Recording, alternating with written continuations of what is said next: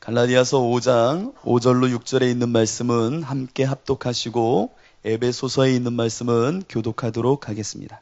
갈라디아서 5장 5절로 6절 우리 두 절 말씀을 함께 봉독합니다. 우리가 성령으로 믿음을 따라 의의 소망을 기다리노니 그리스도 예수 안에서는 할례나 무할례나 효력이 없으되 사랑으로서 역사는 믿음뿐이니라. 아멘. 에베소서 3장 14절로 19절에 있는 말씀입니다.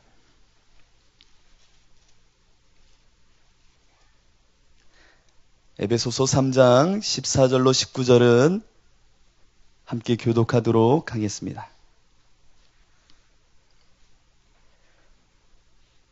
교독하십니다. 이러므로 내가 하늘과 땅에 있는 각 족속에게 그의 영광의 풍성함을 따라 그의 성령으로 말미암아 너희 속사람을 능력으로 강건하게 하시오며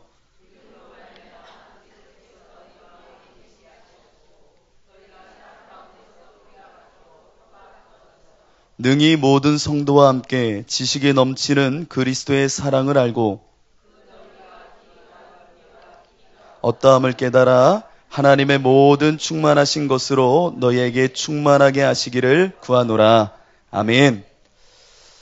지난 시간에 우리가 믿음, 소망, 사랑, 그 상호 관계와 그로 인해서 주시는 은혜에 대해서 함께 나누었습니다. 우리가 품는 그 온전한 믿음과 소망은 사랑 위에 역사하는 믿음일 것이고 그 믿음을 따라 이제 우리에게 주시는 의의 소망이 우리 안에 펼쳐져야 된다라는 말씀을 나누었고요. 오늘은 지난 시간과 함께 사랑에 대해서 더 깊이 들어가 보려고 합니다. 믿음과 소망의 근저에 있다라고 말하는 이 사랑, 정말 사랑이면 단가? 사랑이면 충만한가? 사랑에 그 모든 것이 함축되어져 있는가? 성경에서 말하는 사랑, 그 온전한 사랑이면 우리의 믿음의 생활에 전부가 이 안에 함축되어질 수 있는가? 우리가 그 뿌리에 대해서 함께 나누려고 합니다. 특별히 에베소서 이 말씀은 7교회, 소아시아의 7교회를 향하여 첫사랑이 없다라고 말했던 그 에베소, 그 교회를 향한 바울의 절절 끓는 이 사랑에 대한 외침이었습니다. 오늘은 이 본문 내용은 한마디로 요약하라면 그리스도의 사랑을 알라. 이것이 기도의 핵심이었고 이 본문의 주 내용입니다. 그리스도의 사랑을 알길 원한다. 그리스도의 사랑을 알자. 그러면 이 그리스도의 사랑이 우리에게 왜 이렇게 필요한가? 그리고 그 그리스도의 사랑은 우리한테 과연 어떠한 모습으로 펼쳐지는가? 라는 것에 대해서 분명히 알 때에 우리 신앙의 온전함이 형성되어질 것입니다. 오늘 그래서 이 말씀에 집중하면서 함께 나눌 터인데 여러분 바라기는 하나님이 깨닫게 하시길 원합니다. 성령이 내 안에 말씀을 듣는 가운데 질책하신다면 아멘으로 화답하시고 그것을 하나님께 내려놓으십시오. 그때 하나님께서는 여러분을 만지실 것이고 여러분을 통하여 일하기 시작하실 겁니다. 믿음의 토대인 사랑, 그 사랑은 예수님이 우리를 향하여 보이셨던 그 사랑처럼 나를 내려놓는, 나를 십자가에 못 박는 것이 사랑의 근본입니다. 우리가 말하는 사랑은 대상이 있어야 됩니다. 대상이 없는 사랑은 관념론입니다. 관념론. 쉬운 얘기로 내가 배용준도 됐다가 이영애도 됐다가 근사한 디카프리오도 됐다가 실제적인 대상이 없으면 나는 영화 속 주인공만 되는 겁니다. 사랑학개론을 충분히 펼칠 수 있는 그런 사람이 된다는 겁니다. 성경에 있는 모든 사랑은 분명한 대상이 있습니다. 바로 예수 그리스도입니다. 내가 예수 그리스도를 사랑한다 함은 내가 그와 함께 십자가에 못 박히는, 나를 온전히 부인하는, 나를 주와 함께 죽이는 나의 부인, 부정함이 그 안에 함축되어져 있다는 겁니다. 그러면 그 함축됨 속에 오늘 본문과 한번 연결시켜 보도록 하겠습니다. 오늘 본문을 보면은 하나님의 풍성함으로 너희를 충만히 채우길 원한다는 겁니다. 다시 한번요. 하나님의 이 풍성함으로 너희를 가득 채우길 원한다.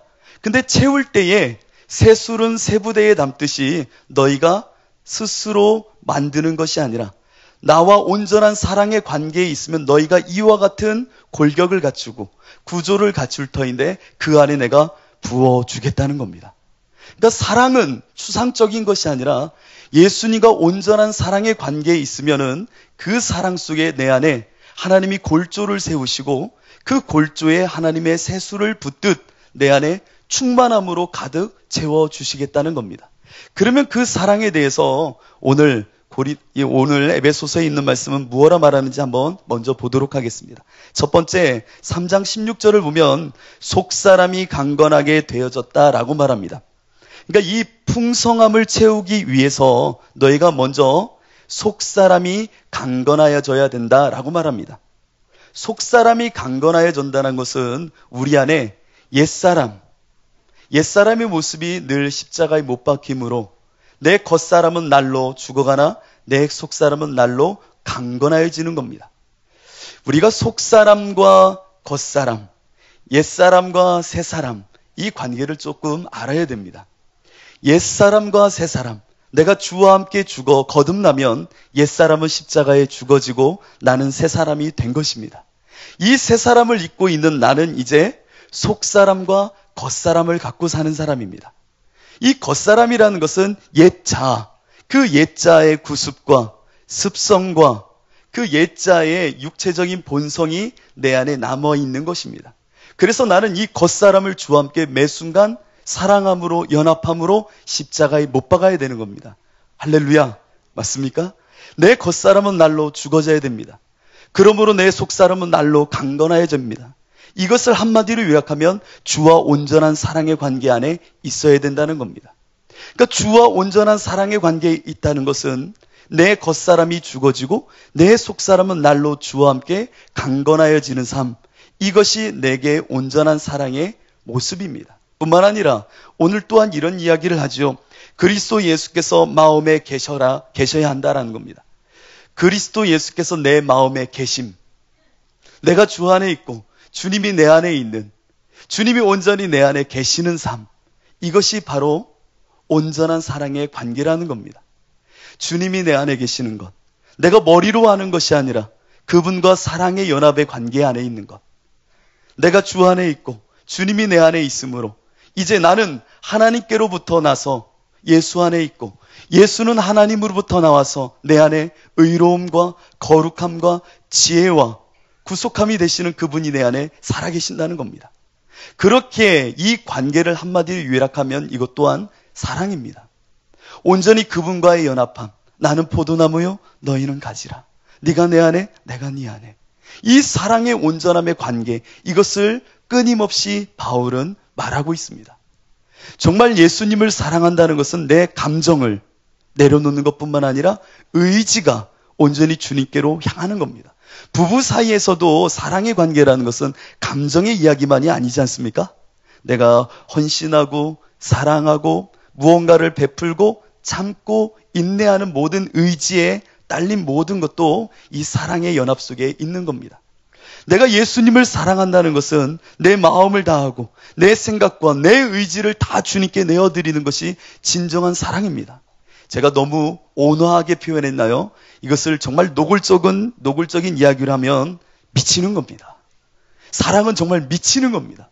눈먼 사랑, 정말 내가 눈을 감고 앞을 향하여 달려가듯 정말 이성적인 판단과 생각과 감정도 다 버리고 그 사랑의 대상을 향하여 미친 듯 달려가는 것이 사랑의 온전함입니다. 이것은 제 이야기가 아니죠. 고린도후서 3장을 보면 이렇게 말합니다.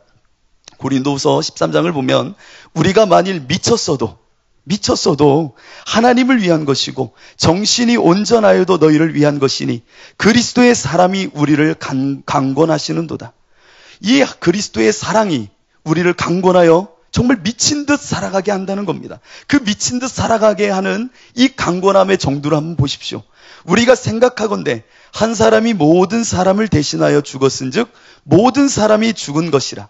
그가 모든 사람을 대신하여 죽으심은 살아있는 자들로 하여금 다시는 그들 자신을 위하여 살지 않고 오직 그들을 대신하여 죽었다가 다시 살아나신 이를 위하여 살게 하려 함이라.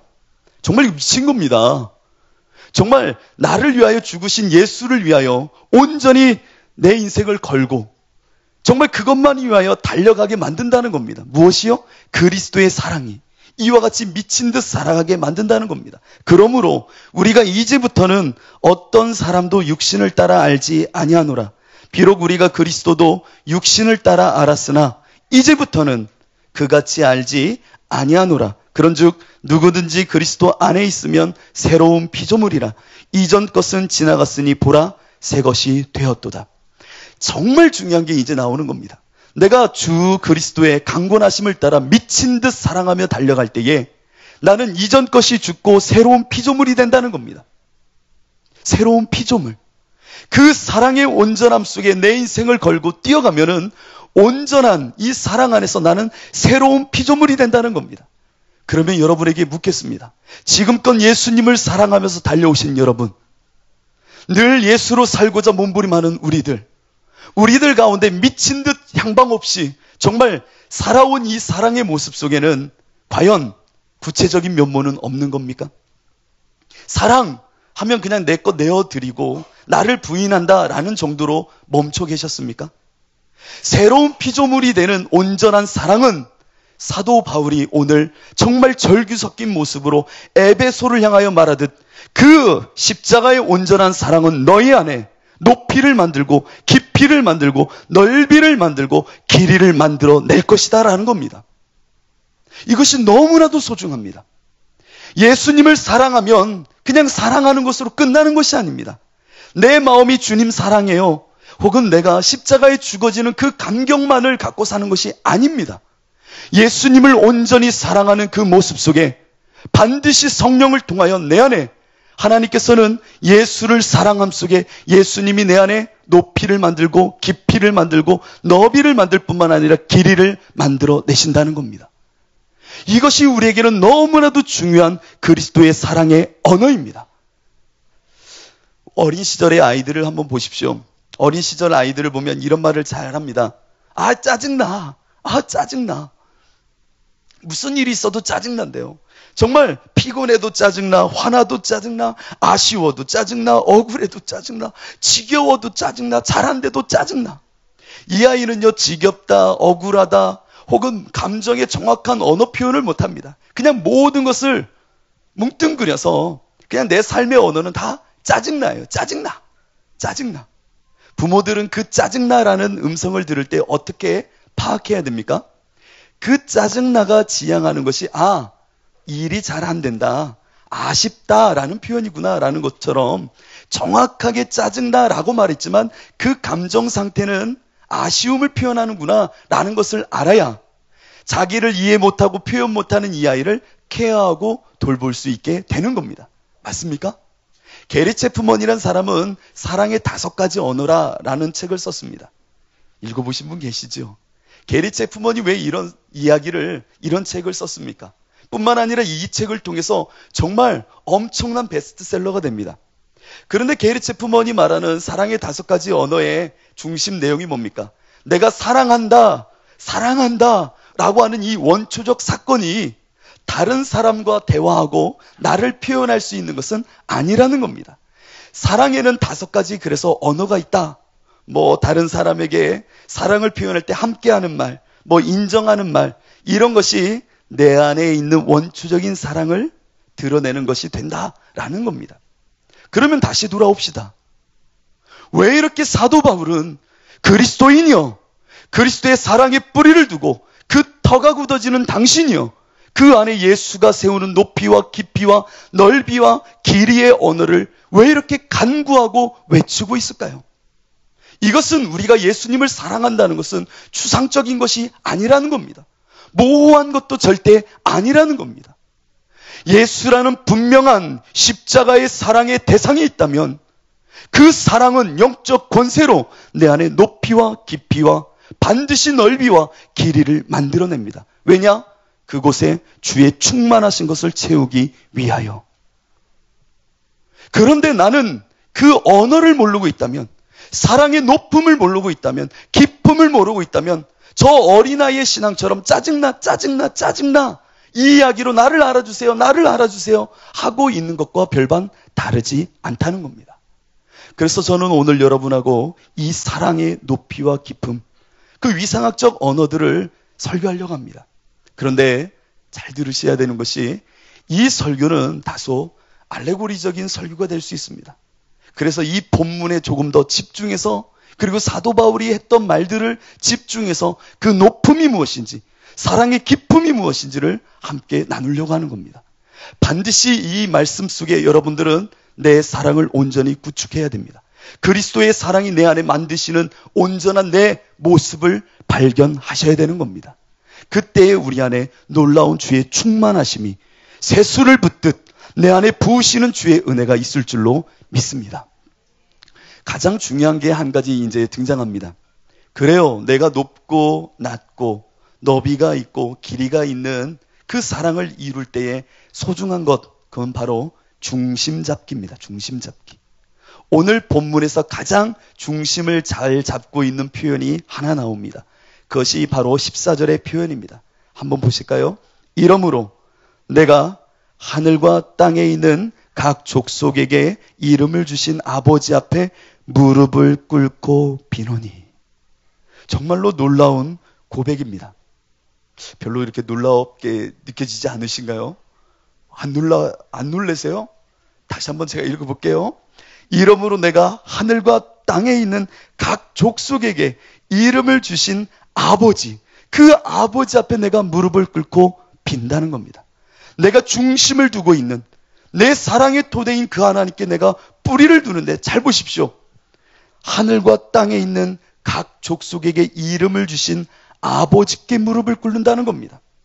이것은 다른 말로 하면 그 사랑의 뿌리에 내가 내려놓을 때에 나 중심주의를 포기했다는 겁니다. 왜냐? 내가 믿는 하나님, 내 가족의 하나님, 내 교회의 하나님, 내 공동체의 하나님이 아니라 하늘과 땅에 있는 모든 족속에게 이름을 주신 그 하나님 앞에 나는 무릎 꿇고 있다는 겁니다. 내가 원하는 하나님, 내가 기대하는 하나님, 내가 소유하길 원하는 하나님이 아니라 나같이 미약한 존재가 저 하늘과 땅에 있는 모든 족속을 아시는 그 하나님 앞에 무릎을 꿇고 있다는 겁니다. 이건 엄청난 고백입니다. 유대 백성, 이스라엘의 선민 백성이라 말하는 이들의 하나님이 아니라 내가 꿈꾸는 하나님도 아니라 내 중심주의로 만들어낸 하나님이 아니라 정말 온 땅과 족속의 이름을 아시는 그 하나님 앞에 나는 무릎 꿇고 있음을 이 사도 바울은 놀랍도록 고백하고 있는 겁니다. 내가 주님을 사랑하는 이 뿌리는, 십자가 사랑의 뿌리는 나를 철저히 내버리는 그 뿌리입니다. 여러분은 어느 하나님한테 기도하고 계십니까? 어떤 하나님께 기도하고 있습니까? 내 가족만을 위한 하나님은 아니셨습니까? 내 공동체만을 위한 하나님께 늘 기도하고 살지 않았습니까? 저는 많은 이런 기복주의적인 모습을 많이 봅니다. 하늘과 땅에 있는 족속들에게 이름을 허락하신 그 하나님 앞에 나는 먼지와 같고 티끌과 같은 존재로 무릎 꿇는 것이 아니라 그 하나님은 마치 내가 수단으로 쓰고 내가 사용해야 될 하나님처럼 내가 만든 하나님을 부른다는 겁니다. 우리가 뿌리를 내리고 사랑하는 그 하나님은 내가 만든 하나님이 아니라 나를 지으시고 온 천하 모든 피조계를 만드신 하나님인 줄로 믿습니다. 여러분의 뿌리를 분명히 해야 됩니다. 뿌리를 분명히 해야 됩니다. 둘째로 그 하나님은 모든 족속의 이름을 아신다고 합니다. 이름을 안다는 것은 그의 상황과 형편과 그 마음의 성정까지도 하나님이 다 아신다는 겁니다. 이 말을 바꾸면 하나님은 모두를 아시며 사랑하신다는 겁니다. 그분 앞에 나는 무릎을 꿇었다는 겁니다. 그분 앞에 나는 뿌리를 두었다는 겁니다. 내 사랑의 토대는 정말 내 모든 것을 아실 뿐만 아니라 모든 민족과 족속의 이름과 사정과 모든 상황까지도 이해하신 그 하나님 앞에 나는 뿌리를 두고 있음을 알아야 됩니다. 이름을 아는 것은 놀라운 겁니다. 이름은 개별자들을 구별하는 소리, 음성 언어이면서 동시에 그 정체성이기도 합니다. 제가 이런 예화를 드는 게 참 부담스럽습니다. 제가 공익근무를 할 때였습니다. 공익근무를 할 때 정신요양시설에 있었거든요. 처음에 정신요양시설에 갔더니 저한테 떨어진 임무가 뭐냐면 야외 활동하는 환우분 중에 도망가는 사람 있으면 잡아오라는 겁니다. 야, 이거 보통 일이 아니더라고요. 여러분 조금 이렇게 정신분열이 있거나 이런 분들 달리기 속도가 얼마나 빠른지 여러분 모르실 겁니다. 힘은요 엄청납니다. 그래서요 첫 번째 공익근무를 시작할 때요 한 1, 2주는 정말 긴장을 했습니다. 도망가지는 않을까? 그런데 웬걸요 정말 한 명이 차차차차 도망가는 겁니다. 그래서 제가 얼마나 이봉규 뛰어! 그러는 겁니다. 뛰어! 막 뛰는 겁니다. 못 쫓아가겠어요. 왜냐하면 이분은 산을 뛰는데요. 뭐 가시나 엉겅퀴가 있어도 그냥 막 뛰어가는 겁니다. 다치는 거 상관없이 막 뛰어가는데 저는 따가워 하면서 이렇게 피하면서 뛰는 겁니다. 저는 뭐예요? 정신이 있으니까 이거 아프면 이렇게 밀고 그냥 뛰어야 되는데 자갈밭 있으면 도락 뛰니까 못 잡는 거예요. 못 잡는 거예요. 공익은요, 못 잡으면 퇴근이 안 됩니다. 퇴근이 안 되는 그분이 오실 때까지, 그분이 빨리 오실 때까지 기다려야 되는 겁니다. 그런데요, 이 공익도요, 요령이 생기더라고요. 한 달이 지나고요, 2달 지나고 6개월쯤 됐을 때 이제 요령이 생겨서 이분들이 도망가도 뛰질 않습니다. 막 뛰어가죠. 이봉규! 그러면 제가 다 갑니다. 한참을 이렇게 뒷짐지고 천천히 쫓아가다가 이렇게 합니다. 황규중 씨! 그러면 막 가다가 네? 오세요. 그러면요 이분이 네? 하고 이렇게 같이 와요. 그럼 어깨 동무하고 이렇게 오는 거예요. 이 이름을 안다는 게 놀라운 겁니다. 이 이름을 안다는 것은 그 사람을 지배하는 겁니다. 누구시? 그러면 딱 네? 나의 모든 걸 아는 겁니다. 공익이병 이봉규가 나를 다 아는 겁니다. 내가 뛰어가도 내 이름도 알고 내가 어디로 갈지 다 아는 거예요. 그러니까 이름만 외우는 거예요. 그래서 6개월 동안 하는 것은 그분들의 이름을 외우는 겁니다. 누구시? 누구시? 그럼 그분이 딱 멈춥니다. 신기하죠? 신기하죠? 하나님이 우리의 이름을 안다는 것이 이것과 비교할 수 없을 정도로 나는 모르나 기도하는 바울은 모르나 알 수 없는 그 족속의 이름까지 아시는 그 하나님 앞에 나는 무릎 꿇고 있다는 겁니다. 나는 없습니다. 오직 모든 일을 사랑하시는 그 하나님 앞에 나는 무릎을 꿇고 오늘 기도한다는 겁니다. 오늘 본문을 또한 보면 바울은 이런 고백을 하죠. 나는 정말로 뿌리를 내리고 그리스도의 사랑의 뿌리를 내리고 그 뿌리에 터가 굳어짐 속에 나는 간구한다는 겁니다.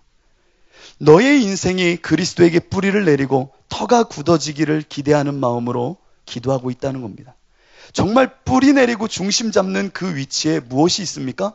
또한 하나님의 양식, 오직 예수 그리스도로 말미암는 그것이 중심 뿌리였다는 겁니다. 오직 예수, 오직 예수. 사랑의 뿌리에는 오직 예수가 있다는 겁니다. 예수님도 이런 말씀을 하신 적이 있어요. 나의 양식은 나를 보내신 이의 뜻을 행하며 그의 일을 온전히 이루는 이것이라. 예수님은요, 모든 행동과 모든 삶의 뿌리에 하나님이 계셨습니다. 오직 하나님이 주시는 것을 갖고 사셨습니다. 그래서 요한복음을 보면 뭐라고 말합니까? 나는 스스로 할 수 있는 것이 아무것도 없노라. 아버지께서 앞서 행하시는 것을 보고 나는 그와 같이 행할 뿐이라. 우리가 정말 그리스도의 사랑의 뿌리를 내렸다면, 그 사랑의 온전한 뿌리를 내렸다면 나는 주와 함께 죽어졌기에 오직 주님이 내 안에 말씀하시는 말씀만을 갖고 사는 겁니다. 오직 그분이 나에게 주시는 말씀의 선포가 내 인생을 만들어 가는 겁니다. 내 중심은 정확하게 여기에 내려가 있어야 되는 겁니다. 세상 양식, 세상의 반석이 아니라 오직 그리스도 예수의 내 뿌리를 두고 그곳에 터가 굳어져야 되는 겁니다. 터가 굳어진다는 게 무슨 얘기입니까? 1층을 쌓고 바로 이어 2층을 쌓을 수가 없습니다. 1층이 굳어져야 2층을 쌓을 수 있고 2층이 굳어져야 3층을 쌓을 수 있는 겁니다. 다른 말로 하면 내 안에 인내와 경건의 훈련을 쌓으면서 그 안에 그리스도의 사랑의 뿌리를 내리고 내가 주님을 더욱 사랑하게 된다는 겁니다. 여러분 안에는 인내와 이 십자가의 사랑 속에 주의 말씀을 이루려고 하는 경건의 훈련이 있습니까? 난 예수님을 믿어 라고 하는 사랑의 모호함 속에 살지는 않습니까?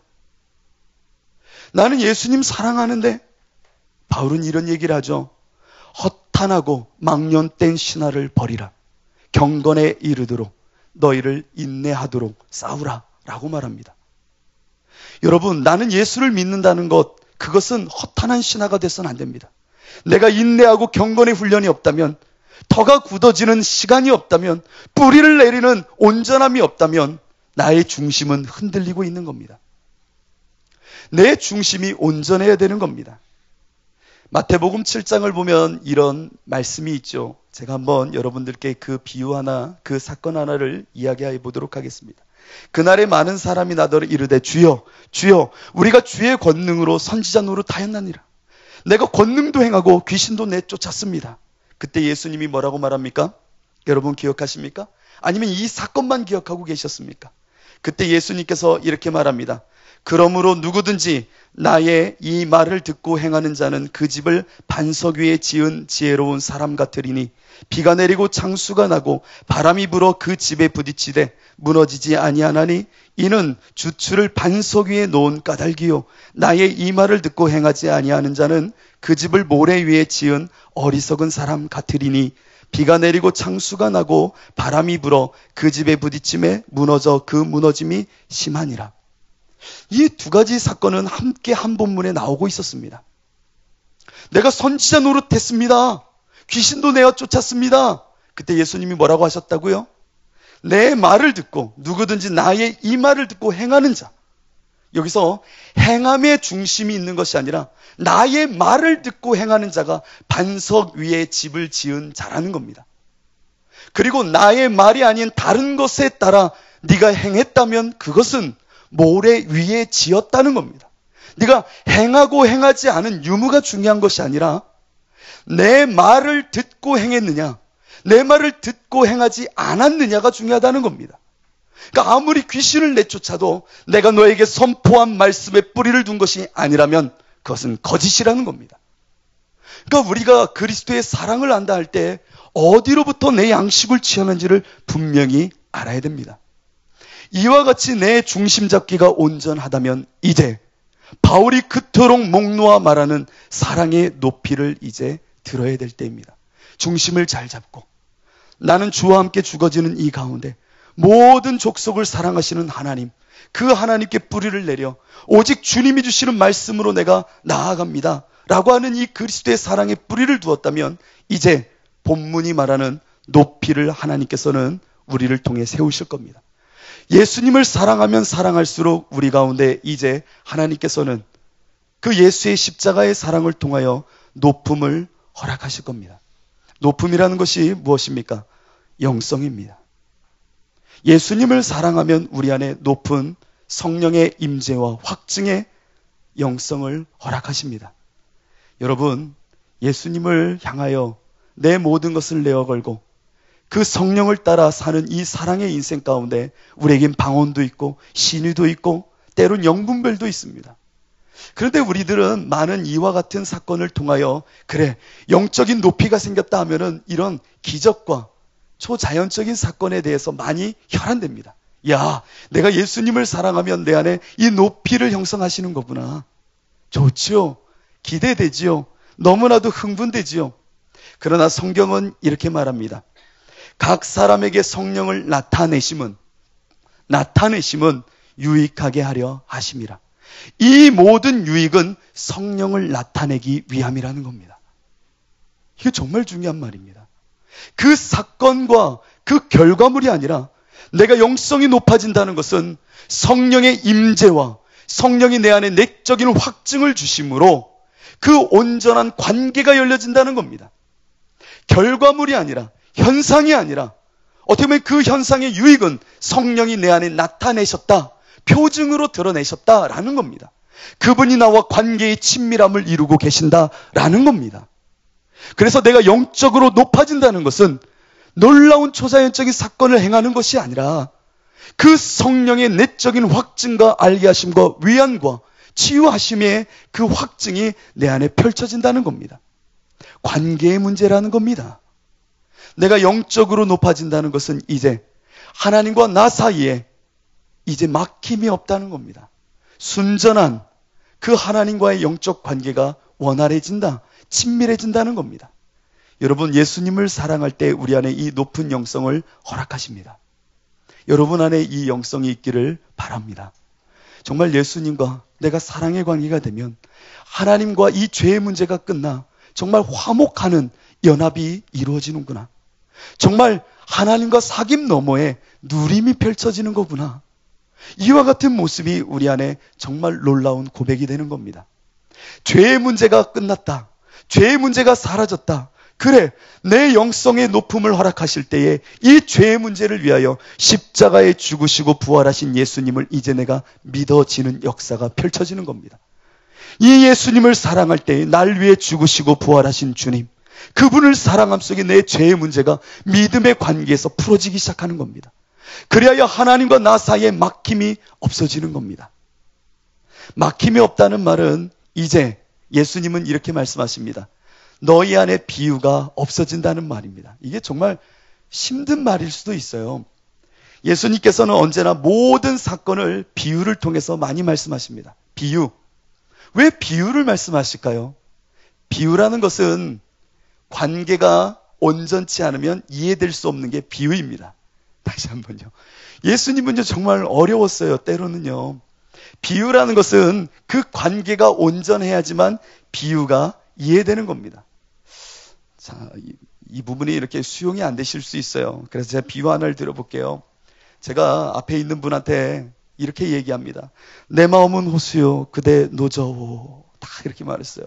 그러자 앞에 있는 여자분이 저한테 뭐야 뭐 네가 왜 호수야, 내가 왜 노저가, 답답하고 난 좋아서 한 얘기인데 내 마음은 호수요 그대 노저오. 난 무슨 관계를 원하는 거예요? 이 비유 속에 내 사랑한다는 거예요. 막 사랑해서 이 사랑의 관계를 이렇게 표현했는데 그 사람 뭐야 네가 왜 호수야, 내 왜 노저가, 미쳤어? 뭔 소리야. 좀처럼 뭐 비유를 말해도 들어먹질 못하는 겁니다. 그래서 제가 다시 한번 말합니다. 나는 나룻배, 당신은 행인, 당신은 흙발로 나를 짓밟습니다. 나는 당신을 안고 물을 건너갑니다. 그래서 그 여인이 그런 거예요. 뭐야 내가 왜 너를 짓밟아? 좀차 이해가 안 되는 거죠. 막 아니 난 나룻배고 너는 행인인데 너의 그 짓밟음도 내가 다 품어주고 이 물을 건너가겠다니까. 그러니까 뭔 소리야 그게. 왜 비유가 안 통하고 있죠? 관계가 안 되는 겁니다. 사랑의 관계라면 이 말을 확 덥석 물을 겁니다. 그래 내가 노저 갈게. 내가 너의 배에 올라탈게. 그런 마음이 통하지 않겠습니까? 그런데 좀처럼 이 비유를 말해도 비유가 들어지지가 않는 겁니다. 예수님께서는 이렇게 말씀하시죠. 비유가 아니면 말씀하지 아니하시고 다만 혼자 계실 때에 그 제자들에게 모든 것을 해석하시더라.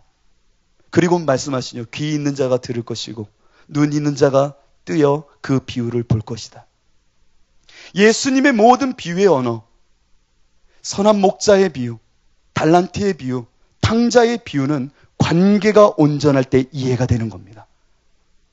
영적인 고매함은 하나님과 사랑의 온전함이 있을 때에 이 높이가 온전해짐으로 이해가 되는 겁니다. 내 안에 막힘이 없어야 되는 겁니다. 하나님과 나와의 영적 관계에 막힘이 있어서는 안 됩니다. 이 막힘이 제하여져야 이 비유가 내 안에 실제가 되는 겁니다. 영적인 것은 관계의 친밀함입니다. 하나님과 나와의 막힘이 없어야 그 비유들이, 말씀의 비유들이 내 안에 실제요, 권세요, 능력으로 다가오는 겁니다. 그렇기에 내가 주님을 사랑할 때에 그 모든 비유는 풀어지고 그 영적인 관계는 온전해지는 겁니다. 내가 하나님과 관계가 온전해지고 예수님을 사랑하면 이제 나는 이 땅에 살아가나 오직 예수만 만나게 됩니다. 정말 영적으로 고매한 사람, 영성이 고매한 사람은 누구냐? 높은 사람은 이 땅에 살아가나 예수만 만나는 사람입니다. 내 자녀를 만나도 예수를 통하여 만나고, 내 가족을 만나도 예수를 통하여 만나고, 내가 직장 생활을 하여도 예수님을 통하여 만난다는 겁니다. 세상을 직접 좋아하지 않습니다. 세상의 어려움과 아픔이 와도 내가 만나는 것은 세상의 아픔이 아니라 오직 예수만을 만난다는 겁니다. 정말 영적인 사람은 누구냐? 오직 예수를 사랑하여 그 관계 안에 명예도 들어올 수 없고 돈도 들어올 수 없고 친구도 들어올 수 없고 내 가족도 들어올 수 없고 오직 예수만을 고람되어 그분 앞에서 그분만을 순전함으로 만나는 것이 정말 영적인 사람입니다. 우리는 그것을 일컬어 예수 안에 있다라고 말하는 겁니다. 여러분, 예수님을 사랑하면 내 안에 높음을 허락하십니다. 두 번째로 깊이가 있기를 기도하고 있습니다. 정말 그리스도의 사랑이 깊어지면 내 안에 기쁨이 생깁니다. 기쁨이라는 말은 저는 지성이라고 말합니다. 지성, 지혜, 말씀. 오늘 본문을 보면은 지식에 넘치는 그리스도의 사랑을 알고 라고 말합니다. 지식에 넘치는 그리스도의 사랑. 그러니까 지식은 필요 없다는 얘기일까요? 아닙니다. 반지성주의. 정말 막 영적으로 은혜 체험만 하고 은혜의 높음만을 갈망하는 그런 인생을 말하는 게 아닙니다. 기쁨이 있다는 것은 내 안에 말씀이 있다는 겁니다. 지혜가 있다는 것이요, 지성이 있다는 겁니다. 제가 어렸을 때에 이런 경험이 있었어요. 초등학교 1학년 때로 기억합니다. 제 친구 중에 희권이가 있었는데 잘 살았어요. 그런데 우리 둘이 이런 얘기를 했습니다. 니네 집 부자야? 그랬더니 희권이가 우리 집 부자래요. 자기가 부자래요. 그래서 제가 그랬어요. 니네 집 100만 원 있어? 그랬더니 걔 100만 원 있대요. 이야, 제 지식의 한계는요, 초등학생인 제 지식의 한계는 100만 원만 있으면 부자인 거예요. 근데 걔가 우리 집은 100만 원이 있다는 겁니다. 대단하다. 니네 집 부자구나. 부자구나. 부자에게 100만 원이 필요 없을까요? 100만 원 이상의 돈이 있기에 100만 원은 당연히 필요한 겁니다. 내 지식의 한계에서 부자를 표현할 때 100만 원이라는 표현, 지적인 한계가 필요했던 겁니다. 여러분, 예수님을 사랑할 때 우리 안에 기쁨을 하나님은 허락하십니다. 그 기쁨은 성령의 확고함 뿐만 아니라 내 안에 말씀의 계시와 알게 하심을 허락하신다는 겁니다. 이것을 조금 더 구체적으로 말하면 계시와 지혜의 영이라고 말하죠. 계시는 하나님의 것을 드러내 보이시는 그 계시와 내 안에 지혜, 진리로 내 안에 펼쳐 보이심, 이것이 같이 맞물려 움직인다고 하는 겁니다. 웨슬리는 이런 말을 했습니다. 그의 교회론에서 감리교가 이 땅에 사라져도 상관없다. 다만 이름뿐인 감리교인이라면 나는 정말 가슴 아플 것 같다. 그래서 내가 너희에게 마지막으로 말하는데, 교회론에서 이 세 가지만 있다면 주님 오실 그날까지 이 교회는 든든히 설 것이다 라고 말합니다. 그 세 가지가 무엇이었냐면, 첫 번째가 말씀이었고, 두 번째가 성령이었으며, 세 번째는 훈련이었습니다. 높음의 성령과 기쁨의 말씀과 이것을 향한 훈련, 경건이 있다면 이 교회는 주 오시는 그날까지 균형 잡힌 모습으로 살아 있을 것이다 라는 겁니다. 그런데 많은 성도들 가운데 성령의 은사만을 쫓거나 혹은 말씀의 강해, 말씀의 능력, 말씀에 대한 개혁적인 어떤 신앙만을 고집한다면 균형이 없는 겁니다. 예수님께서는 이런 말씀을 하시죠. 보라, 내가 너희를 보냄이 양을 이리 가운데 보냄과 같도다. 그러므로 너희는 뱀같이 지혜롭고 비둘기같이 순결하라. 높음과 함께 기쁨의 균형이 있어야 된다는 겁니다. 내가 예수를 사랑한다는 것은 분명한 언어의 확고함이 있어야 되는 겁니다.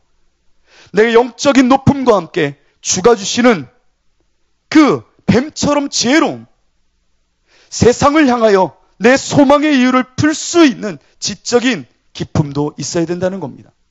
여기 만약에 중고등부가 있으면 저는 그렇게 말하고 싶어요. 공부 좀 해라. 공부 좀 해라. 맨날 교회만 와 있지 말고 좀 공부 좀 해라. 그 교회만 와 있다는 게 나쁜 얘기가 아닌데 공부도 안 해요. 공부도 안 해요. 물론 공부가 취미가 아닌 친구도 있겠지만 정말 예수님을 믿으면요, 그 기쁨이 생기는 겁니다. 주가 주시는 지혜가 있다니까요. 여러분 한번 보십시오. 다니엘도 그랬고요, 바울도 그랬고요, 다윗도 그랬고요. 성서의 인물들을 한번 보십시오. 그들은 지성과 말씀이 성령의 역사함 속에 함께 병행했습니다. 맞습니까? 맞습니까? 다윗을 보십시오. 다윗은 동시대에 정말 놀라운 이 수사학적 표현을 갖고 자신의 모든 삶을 통틀어 시편이라는 놀라운 것을 써냅니다. 그 지성의 방대함과 놀라움을 한번 보십시오. 내가 하나님을 경험한 이 영적인 높음을 정말 기쁨 속에 풀어내더라는 겁니다. 정말 놀라운 거예요. 바울을 보십시오. 바울은 두말할 것도 없이요, 헬라 철학에 능했던 사람입니다. 정말 율법에 있어서는 그와 같이 지적인 사람이 없었습니다. 가말리엘 문화생이었던 사람이 바로 바울 아닙니까? 그 바울은요, 하나님의 이 성령과 그 내적인 말씀의 확고함을 갖고 이방의 선교사로 정말 온 땅을 휩쓸며 다녔던 사람입니다. 뿐만 아니라 다니엘을 보십시오. 다니엘은 어떠한 인물입니까? 정말 주님이 주시는 양식만을 취하여 정결함을 유지하고자, 높음의 성결을 유지하고자, 영적인 고매함을 유지하고자 힘썼던 그에게 하나님은 어떻게 하셨습니까? 하나님이 이 내 소년에게는 학문을 주시고 모든 서적을 깨닫게 하시고 지혜를 주셨으니 다니엘은 또 모든 환상과 꿈을 깨달아 알더라. 예수를 믿으면요, 똑똑해질 수밖에 없습니다. 예수님을 정말 사랑하면 내 안에 말씀이 풀어지고 인간과 세상을 향한 통찰이 생기는 겁니다. 별로 이렇게 반응이 없어요. 그건 나랑 별로 상관없는 것 같은데 나는 이대로가 좋은데. 아니에요. 왜냐하면 베드로전서는 이렇게 말합니다. 너희 마음에 그리스도를 주로 삼아 거룩하게 하고 너희 속에 있는 소망에 관한 이유를 묻는 자에게는 대답할 것을 항상 준비하되 온유와 두려움으로 하고. 여러분, 십자가의 소망에 대해 누가 묻는다면 여러분 어떻게 대답할 것입니까? 에이, 뭐 그냥 좋아, 믿어봐. 좋은 거야. 뭘 그렇게 따져. 그냥 믿으면 돼. 이렇게 말씀하실 겁니까? 아닙니다. 소망을 묻는 자에게는 대답할 것을 준비해야 됩니다. 주가 알게 하시는 말씀의 기쁨과 지적인 하나님의 열어주심을 통하여 주님의 복음을, 주의 생명을, 내가 경험한 하나님을 진실로 이 땅에 드러낼 줄 알아야 됩니다. 온유와 두려움으로. 내가 말하는 그것이 교만이 되지 않고자, 내가 말하는 그 복음이 하나님을 가두는 것이 되지 않고자 늘 온유와 두려움으로 내 지적인 기품을 열어 하나님의 말씀을 드러내야 된다는 겁니다. 여러분, 예수님을 믿으면 높아질 뿐만 아니라 깊어지는 겁니다. 또한 넓이가 있게 된다고 말합니다. 넓이라는 말을 저는 이렇게 말하고 싶어요. 어떻게 보면 영향력, 관계, 이렇게 말하고 싶습니다. 가끔씩 신앙이 높고 깊은 분을 만날 때가 있습니다.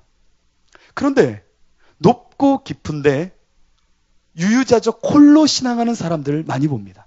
관계를 맺지 않는다는 겁니다. 넓이가 없다는 겁니다. 예수를 믿으면 높아지고 깊어질 뿐만 아니라 관계가 있는 겁니다. 넓이가 생겨야 된다는 겁니다. 그런데 넓이를 싫어해요. 그래서 인터넷으로만 보는 분들이 계시다니까요. 교회 안 나오시고, 그리고 섬기고 헌신하며 지체됨의 연합을 싫어해요. 그리고 세상에 나가서도 세상을 향하여 그리스도의 빛과 소금의 역할로 그리스도의 편지됨으로 영향력을 펼치고 넓이를 넓힐 생각을 하지 않습니다. 하나님을 사랑하고 내 이웃을 사랑하는 것이 모든 선지자의 강령이라 말하였거늘 정말 예수님을 사랑한다고 말하면서 넓이가 없다면 당신은 고민해 봐야 됩니다. 무언가 잘못되고 있는 겁니다. 그리스도인들은 분명히 넓이가 있는 사람입니다. 코이노니아는 사실 헬라의 코이노니아는 이 결혼을 의미하는 단어이기도 합니다. 결혼은 한 명이 죽을 때까지 관계가 끊어지지 않는 것이 결혼입니다. 죽는 그날까지 이 관계와 연합과 내 모든 것을 불살라 내어줄 수 있는 너비는 우리 그리스도인들에게 반드시 필요한 겁니다. 여러분들은 얼마나 넓습니까? 사랑의 역사는 믿음이요. 믿음을 따라 성령으로 믿음을 따라주시는 의의 소망. 여러분의 넓이만큼, 사랑의 너비만큼 하나님은 당신을 소망의 사람으로 만들 겁니다. 하나님이 주시는 소망의 크기는 더 커질 것입니다. 그런데 내 넓이가 없다면, 주의 십자가의 눈물의 넓이가 없다면, 주와 함께 죽어지는 넓이가 없다면, 나 혼자만 있다면 그 소망은 당신의 욕심일 것입니다. 그 비전은, 그 꿈은 내가 이루고 싶은 것이 될 수도 있다는 겁니다. 여러분, 연합하십시오. 내 옆에 있는 지체, 목장, 세상에서 넓이가 없는 그리스도인이 되지 마시고 예수를 사랑함으로 넓이를 만들어가게 될 것입니다. 예수님을 믿으면 이와 같이 우리를 넓히십니다. 이것이 바울이 그토록 애타게 말했던 사랑의 놀라운 실제입니다. 여러분의 모습은 어떠십니까? 요한계시록을 보면 7장 9절로 10절에 이와 같은 꿈을 꾸며 마지막 때의 모습을 그린 장면이 있습니다. 2일 후에 내가 보니 각 나라와 족속과 백성과 방언에서 아무도 능히 셀 수 없는 큰 무리가 나와 흰옷을 입고 손에 종려가지를 들고 보좌 앞과 어린 양 앞에 서서 큰 소리로 외쳐 이르되 구원하심이 보좌에 앉으신 우리 하나님과 어린 양에게 있도다. 여러분, 이 요한계시록의 넓이를 한번 보십시오. 어디까지 보고 있습니까? 각 나라, 족속, 백성, 방언, 능히 셀 수 없는 큰 무리가 나오고 있음을 보고 있습니다. 여러분의 넓이, 그리스도의 사랑의 넓이, 이웃을 향한 여러분의 사랑의 넓이는 어느 정도입니까? 하나님만 사랑하고 계십니까? 높고 깊기만 합니까? 무언가 잘못된 겁니다. 온전한 그리스도의 사랑이 아닙니다. 빨리 돌이켜야 됩니다. 첫사랑을 놓치기 일보 직전입니다. 여러분, 그리스도의 사랑은 넓이를 만들어냅니다. 마지막으로 사랑의 길이를 말하고 있습니다. 예수님을 사랑하면 길이를 우리 안에 형성하신다고 합니다. 길이라는 것은 참 재밌는 것 같습니다. 이 높고 깊고 넓은 것을 적용하는 말이고 그것을 북돋아주는 말이기도 합니다. 길이라는 것이 뭘까요? 길이는 이쪽 끝에서 이쪽 끝, 이 끝이 있어야 길이가 됩니다. 그래서 이쪽 끝에서 저쪽 끝, 이쪽 끝에서 저쪽 끝을 이렇게 줄로 연결하는 것이 길이겠죠. 그 길이는 다른 말로 하면 시간, 성장과 성숙을 말하는 겁니다. 길이가 있다 하는 것은 성숙되어지고 성장한다는 말입니다. 어떤 친구가 몸은 커가는데 정신연령은 멈춰 있어요. 괜찮습니까? 가슴 아프겠죠. 속상하겠죠. 왜 그럴까? 그런데 성도 가운데 어떤 이는 높아만 가고 어떤 이는 깊어만 가고 넓이는 없고 어떤 사람은 넓이만 있고 이 사랑의 온전함이 없고 어떤 이는 아예 멈춰버렸다면 이것은 심각한 겁니다. 그리스도의 사랑은 늘 길이를 요구합니다. 늘 깊어지고 늘 높아지고 늘 넓어져야 되는 것이지 멈춰 있는 것은 없습니다. 그리스도의 삶 속에 내가 이 정도 신앙했으면 됐고 이 정도 하나님 알았으면 됐고 이 정도 말씀 배웠으면 됐지. 아니요. 우리에게 끊임없이 요청하는 것은 길이입니다. 길이라는 것은 처음 자리에서 자신을 부정하지 않으면 길이가 형성될 수가 없습니다. 이 자리를 부정해야 앞으로 가는 겁니다. 나를 매 순간 예수와 함께 부정해야 내가 성장하는 겁니다. 내가 매 순간 내 생각과 이성과 하나님과 상관없는 육체의 정욕들을 늘 옛 자아를 못 박아야 나는 성장하는 겁니다. 이 성장과 함께 분명한 목표가 있는 것이 길이의 인생입니다. 이것이 조금 어렵습니까? 우리가 다 하나님의 아들을 믿는 것과 아는 일에 하나가 되어 온전한 사랑을 이루어 그리스도의 장성한 분량이 충만한 데까지 이르리니. 이건 누구에게 주시는 말씀입니까? 바로 우리에게 주시는 말씀입니다. 나는 그리스도의 장성한 분량에 이르도록 성장하고 있습니까? 멈춰 있습니까? 여러분, 오늘 바울의 기도 앞에 여러분을 새 부대로 만들고자 깨어 있어야 됩니다. 사랑은 모호한 것이 아닙니다. 그리스도 예수를 향한 정말 그 십자가의 사랑은 아주 분명한 겁니다. 나를 향한 길이를 요구하시더라는 겁니다. 길이를 만들어 내시겠다는 겁니다. 여러분, 이 길이 그리스도의 장성한 분량에 이르도록 여러분은 성장해야 됩니다. 너희 속에 착한 일을 시작하신 이가 그리스도의 날까지 이루실 줄을 우리가 확신하노라. 내 안에 사랑을, 선한 일을 시작하신 그분께서는 그리스도의 날까지 나를 만들어 가실 겁니다. 멈춰 있는 그리스도인들은 결단코 없다는 겁니다. 어느 틈에 우리는 멈춰집니다. 어느 틈엔가 이 정도면 좋게 라고 생각할 때가 많습니다. 그러나 내가 어렸을 때에는 말하는 것이 어린아이와 같고 깨닫는 것이 어린아이와 같고 생각하는 것이 어린아이와 같다가 장성한 사람이 되어서는 어린아이의 일을 버리듯 내 삶은 늘 변화와 늘 주를 향한 사랑에 더 가까운 관계로 나아가야 되는 겁니다. 이것을 한마디로 요약해라 라고 한다면 성화입니다. 그리스도인들은 예수와 함께 의롭다함을 얻은 후에 그리스도인의 장성한 분량, 그 완전한 성화를 위하여 달려가는 자들입니다. 결코 멈출 수가 없는 자들입니다. 내가 믿음을 지켜 사랑 위에 역사하는 믿음을 지키고 있다면 내 안에 그 믿음은 칭의와 성화를 이루는 겁니다. 내가 의롭다함을 얻은 이 믿음이 곧 성화를 이루는 믿음이라니까요. 왜? 사랑 위에 역사하는 믿음이라면. 그 관계 위에 역사하시는 믿음이기에 내가 정말 믿는다 한다면 내가 의롭다함을 얻는 믿음을 얻을 뿐만 아니라 그 믿음이 나를 완전한 성화에 이르도록 나를 끌고 갈 겁니다. 완전한 성화. 그 성화에 이르도록 사는 이가 성도입니다. 거룩에 이르도록, 완전한 성화에 이르도록. 웨슬리에게 다음과 같은 질문을 했습니다. 그리스도인의 완전에 대한 고찰이란 책에서 그 기록이 남아 있습니다. 그리스도인들의 완전은 어떤 것입니까? 라고 말하자 웨슬리가 이렇게 대답합니다. 하나님을 사랑하되 우리의 마음과 뜻과 목숨과 힘을 다해서 사랑하는 것입니다. 이것은 사랑에 위배되는 그릇된 기질이 조금도 그 영혼에 남아있지 않고 그의 온갖 생각과 말과 행동이 순수한 사랑으로 지배되는 것을 의미합니다. 완전한 성화, 완전 성화는 하나님을 사랑하고 내 이웃을 완전히 사랑하는 것이 완전 성화입니다. 여러분, 이것은 이상한 얘기가 아니에요. 성경에 기록된 말씀이요. 우리 성도로서 우리의 인생이 바라볼 목표, 목적지입니다. 내 안에 길이가 있습니까?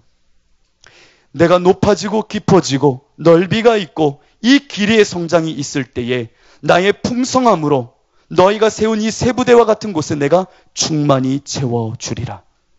내가 그리스도를 정말 사랑한다면, 그곳에 뿌리를 내리고 터가 굳어지고 있다면 우리는 반드시 이와 같은 모습을 갖추게 될 것입니다. 오늘 이 저녁 우리는 이 사랑을 깊이 깨달아야 됩니다. 그리스도를 향한 사랑은 모호한 것이 절대 아닙니다. 우리 안에 그 사랑은 결코 추상적인 것이 아니라는 겁니다. 여러분 안에 그리스도의 사랑의 온전함을 깨달아 주의 풍성함으로 충만히 채우시기를 진실로 축원합니다. 이 시간 함께 기도했으면 좋겠습니다. 우리 그 사랑 함께 찬양할 터인데요. 하나님, 내가 정말 예수님을 사랑하여 높아지길 원합니다. 깊어지길 원합니다. 넓이가 있길 원합니다. 뿐만 아니라 길이에 성장과 성숙이 있길 원합니다. 하나님, 내 모습 속에 나는 어디에 멈춰 있습니까? 무엇이 내 온전치 못한 사랑의 모습으로 펼쳐지고 있습니까? 주여, 내가 주님을 사랑하길 원합니다. 정말 예수님을 사랑하길 원합니다. 주여, 나를 붙잡으시고 오늘 이 밤 깨닫게 하신 그것이 내가 기도할 제목임을 알게 하옵소서. 우리 찬양하시고 같이 기도하겠습니다. 아버지 사랑, 아버지 사랑 내가 노래해. 아버지 은혜, 아버지 은혜 내가 노래해. 그 사랑 변함없으신 거짓없으신 성실하신 그 사랑. 상한 갈 때 꺾지 않으시는, 꺼져가는 등불 끄지 않는 그 사랑 변함없으신 거짓없으신 성실하신 그 사랑,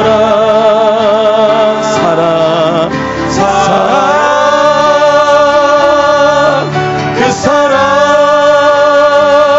날 위해 죽으신, 날 위해 다시 사신 예수 그리스도, 다시 오실 그 사랑. 죽음도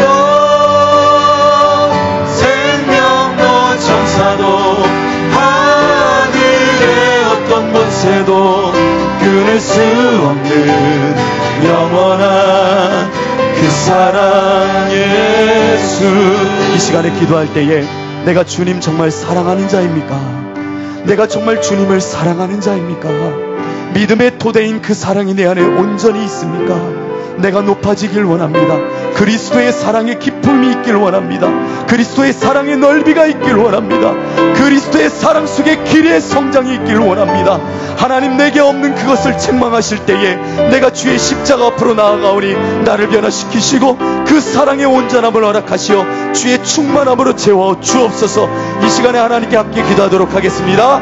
아바 아버지 하나님, 감사합니다.